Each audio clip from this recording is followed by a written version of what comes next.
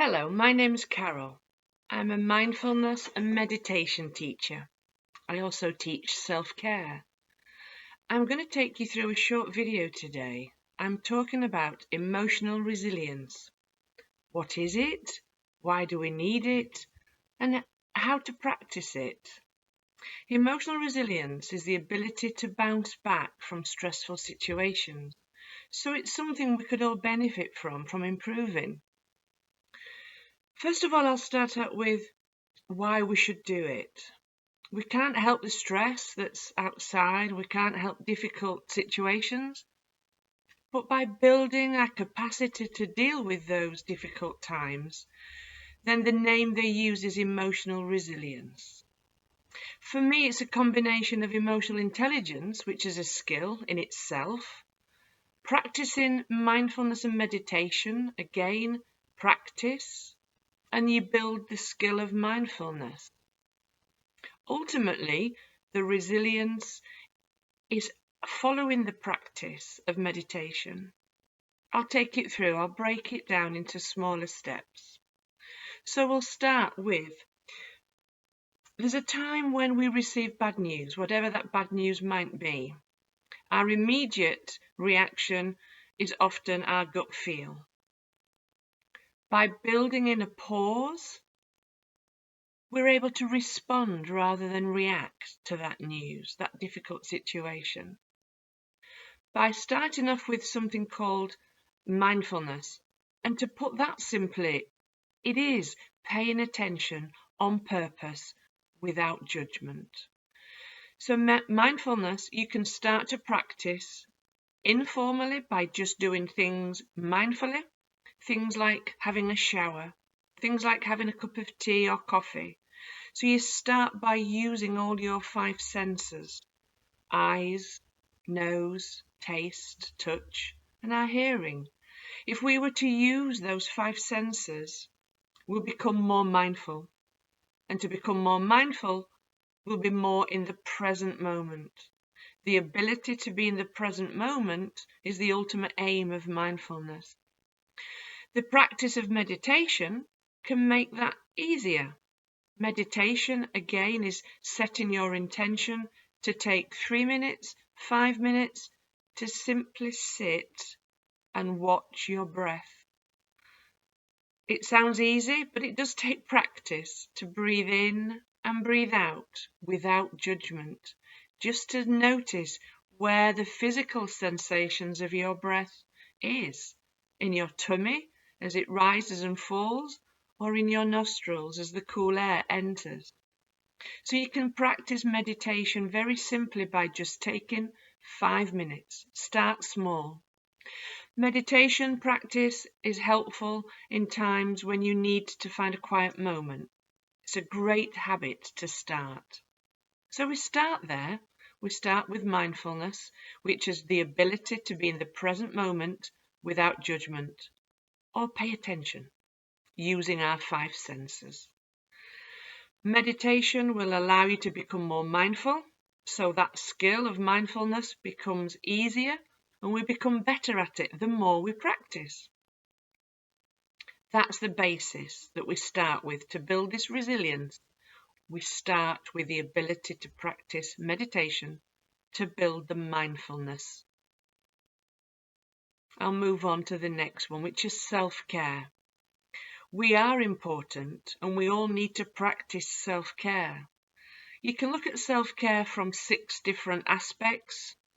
We'll start with the personal one, the personal aspect of who we are, what we want out of life, who we are as a person, and make sure you make time for your self-care. Whatever is right for you, time to yourself, eating nutritious, healthy food that nourishes, providing us with the vitamins and minerals that we need. So personal, we start there. And then there's another 5 elements. There's the physical. We need to move more. We need to be exercising. We don't have to go to the gym and we don't have to spend hours and hours running. We can walk, we can stretch. We just need to move. We need the fresh air. So the physical aspect's important of self-care. Then we move to the psychological, the emotional, the professional, and then the spiritual. So there are 6 elements of self-care, and you'll find a self-care wheel on the website of Aurora to describe those 6 elements of self-care. They then build in great practices throughout the day, a morning routine, an evening routine. We're important. We need to take time to practice self-care. It's not selfish. It's actually necessary. If you look after you and take responsibility for you, self-care will become second nature. Practice self-care. So we've covered mindfulness and meditation. Then we've covered self-care. To become really skilled in emotional resilience, we have to look at emotional intelligence. And this element talks about the ability to manage our own emotions, to self-regulate. And that comes with self-awareness, which also comes from being mindful. Self-awareness, self-reflection, and to be able to manage our own emotions. The ability to pause when we hear bad news rather than react. We need the pause to allow us to respond from a better position, from a calmer, wiser position. Emotional intelligence is also building the social awareness, the awareness of others, the awareness of their emotions. It's also about self-management, managing our own expectations and being optimistic. We don't always have to be positive, and it's impossible to always be happy, but we can be optimistic. We know deep down that we'll be okay. Foster optimism. And all of those put together, if you link in the skills of emotional intelligence, the skills of mindfulness, with the practice of meditation and the practice of self-care, ultimately will build your capacity, your emotional resilience, the ability to bounce back. It's a skill. We've all start from a place. We don't start off being good at this. Some people are better at it than others. It is true to say that we can build it though. We can increase our emotional resilience by doing the practices, by following things that make you happy, that give you joy. We need to build the kindness and the compassion into our self-care program or plan, if you like. So resilience, if you look at resilience, it comprises of 8 areas. We've talked about mindfulness, which is one of them. We've talked about having that kindness and the compassion for yourself. So that high self-esteem comes from self-care, making sure that you give yourself permission, self-worth. We're worthy of the time for ourselves. Coping strategies. They could come from self-care or mindfulness or meditation. Those coping strategies could be healthy coping strategies such as eating well, taking a break when you're tired, listening to the messages from your body, listening to those aches and pains. Have you taken a break? Have you stretched recently? Are you carrying tension in your shoulders, your neck, your throat? Do you need to take just a break? Stop and reset. Stop, take a breath. Observe how you're feeling. What do you need right now?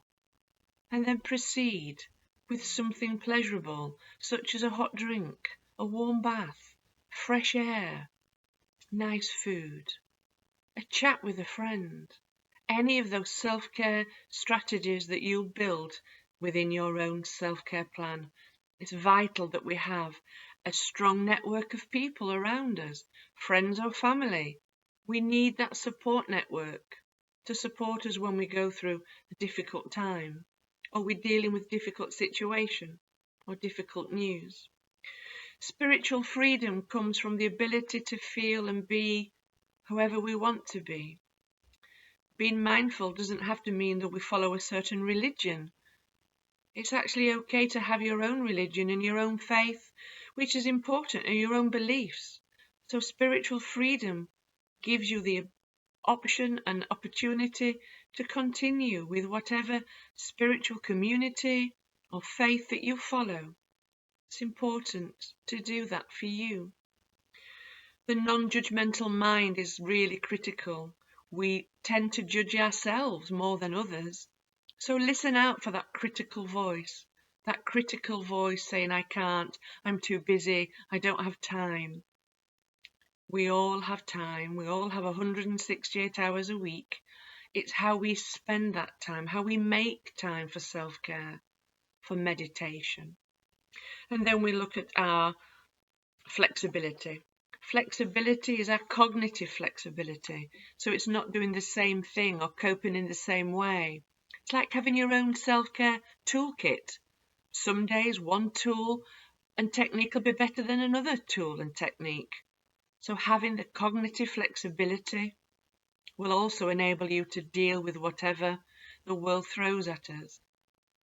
So just to summarize, to build emotional resilience, to build that capacity to bounce back from news that is often difficult, we start by practicing self-care on a spiritual, emotional, psychological, physical, professional level. Take that time to build your self-care plan. Build in some meditation and build in some mindfulness, whether that's formal by doing the meditations, which are guided meditations, or whether that's informal mindfulness, such as a mindful shower, a mindful cup of tea, a mindful walk. In fact, you can do most things mindfully by using your 5 senses: to see, to smell, to taste, to hear, and to touch. Practice, it will get easier. There's 2 skills. We can build those skills. Start today. If you need any more help or any more information, you can go to my website, www.wild-orange.co.uk. My name's Carol. I am a mindfulness and self-care coach. Thank you for listening.